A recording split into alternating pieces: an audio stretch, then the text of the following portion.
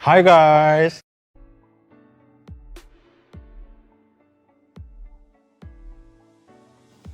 Assalamualaikum warahmatullahi wabarakatuh. Kembali lagi bersama saya Nur Fadila.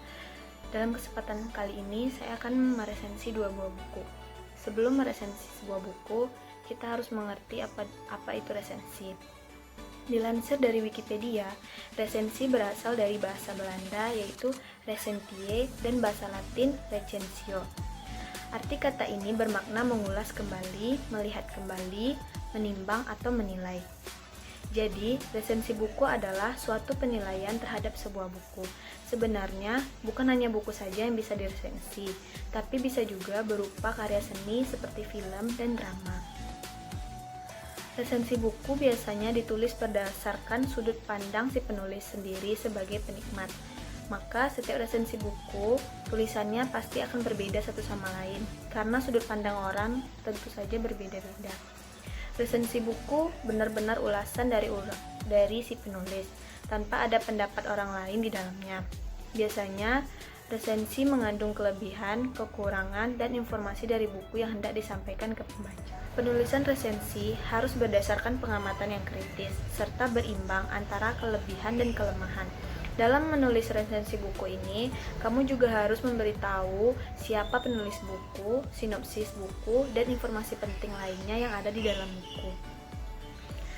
Kemudian ada beberapa tujuan dibuatnya sebuah resensi, antara lain yang pertama, untuk mengulas sebuah buku. Yang kedua, menyampaikan informasi dengan mudah. Yang ketiga, membantu memberi pertimbangan. Yang keempat, memberikan sebuah pencerahan. Secara garis besar, resensi dibagi menjadi 3 jenis, yaitu yang pertama ada informatif. Di sini resensi disampaikan secara singkat dan umum dari keseluruhan isi buku. Yang kedua ada deskriptif, yaitu resensi yang membahas secara detail pada setiap bagian atau babnya. Yang ketiga ada kritis, yaitu resensi yang mengulas detail buku menggunakan metodologi ilmu pengetahuan tertentu. Isi resensi ini biasanya objektif dan kritis dalam menilai isi buku. Tetapi bisa saja ketiga jenis resensi di atas diterapkan secara bersama-sama karena ketiganya tidak baku. Dalam penjelasan kali ini, saya menggunakan jenis resensi yang pertama, yaitu informatif. Adapun manfaat dari meresensi buku yaitu sebagai berikut. Yang pertama, memberikan sebuah gambaran secara umum dan menjadi bahan pertimbangan bagi para pembaca tentang sebuah karya, sekaligus bisa mempengaruhi para pembaca atas karya yang diresensi. Yang kedua, bisa sebagai ladang penghasilan karena mendapatkan imbalan atau uang.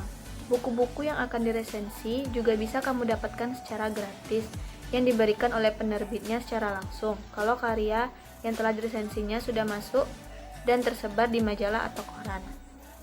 Yang ketiga, sebuah resensi buku juga bisa dijadikan sebagai saran atau tempat untuk mempromosikan sebuah karya. Jika buku yang diresensi buku baru yang sebelumnya belum pernah diresensi oleh kebanyakan orang. Dengan begitu, resensi yang kamu buat dapat dijadikan sebagai tempat promosi buku yang baru terbit untuk menarik perhatian para pembaca. Yang keempat, yaitu mengembangkan dan meningkatkan kreativitas yang kita miliki. Apabila kita sering menulis, disitulah diri kita akan semakin terlatih untuk lebih berimajinasi dan berinovasi dalam menulis. Meresensi buku dilakukan untuk meningkatkan tingkat kreativitas yang kita miliki. Dalam meresensi buku, ada 3 teknik yang dapat kita gunakan. Yang pertama ada teknik cutting and gluing. Meresensi buku dengan teknik ini berarti merekatkan potongan-potongan tulisan. Potongan tersebut berupa materi yang menarik perhatian Anda yang terdapat di dalam buku yang akan Anda resensi. Selain bagian materi yang menarik perhatian, bagian dipotong itu hendaknya mencerminkan gagasan-gagasan inti si penulis buku. Kumpulan potongan materi yang sudah dipilih itu lalu disusun dan dirangkaikan ke dalam sebuah susunan yang logis. Proses ini disebut tahap pelekatan atau penempelan. Yang harus dijaga dalam proses ini adalah kesatuan dan kepaduan gagasan antara potongan yang satu dengan yang lainnya. Upayakan agar resensi Anda seolah-olah menghadirkan si penulis dalam menyampaikan gagasannya.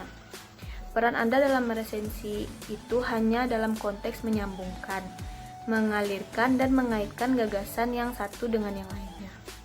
Yang kedua ada teknik focusing. Teknik ini berkaitan dengan memusatkan perhatian kepada satu aspek tertentu yang disajikan dalam objek resensi. Pemusatan perhatian itu harus tetap berpangkal pada sesuatu yang menonjol dan menarik perhatian. Bagian yang dianggap menonjol itu bisa terletak pada aspek tema, metode pembahasan yang dituangkan penulis, sampul luar, sosok pengarang, gaya penyajian, atau latar belakang penerbitan buku tersebut.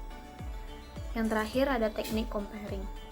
Teknik ini mengajak seseorang resensi untuk melakukan pembandingan-pembandingan atas hal-hal yang terdapat dalam objek resensi dengan sumber lain mengenai topik sejenis. Pembandingan itu dapat dilakukan atas dasar topik atau tema yang sama dari pengarang yang berbeda, atau pengarang yang sama mengenai topik yang berbeda. Teknik ini tidak mungkin dilakukan tanpa kegiatan membaca. Resensi wajib membaca beberapa sumber yang berbeda. Semakin kaya bacaan presensi, maka semakin kaya pula wawasan yang dapat dijadikan input bagi kedalaman pembandingannya. Presensi dapat menemukan kelebihan atau kekurangan yang terdapat di dalam sebuah buku. Oleh karena itu, membaca beberapa sumber bacaan itu menjadi sesuatu yang sangat penting dalam menentukan kualitas resensi Anda. Baiklah, saya akan menyampaikan hasil resensi saya terhadap 2 buku. Pada buku pertama, buku ini berjudul Yuk Jadi Gamer Cerdas, Berbagi Informasi Melalui Literasi. Buku ini ditulis oleh Ardian Indroyono, Rahayu, Wisnu Marta Adiputra, Syafrizal, dan Irham Nur Ansari. Buku ini diterbitkan oleh Universitas Gadjah Mada. Buku ini merupakan cetakan pertama pada tahun 2018. Buku ini memiliki 63 halaman. Dalam buku ini, kita dapat menjumpai 10 tahapan kompetensi literasi digital Japilidi. Ke-10 tahapan ini berisi beragam informasi dan tips bagi para gamer yang terpapar secara langsung dalam bermain game online melalui gadget mereka. Informasi ini diantaranya berisi mengenai bagaimana menyikapi cara gamer remaja dalam mengakses dan menyeleksi permainan.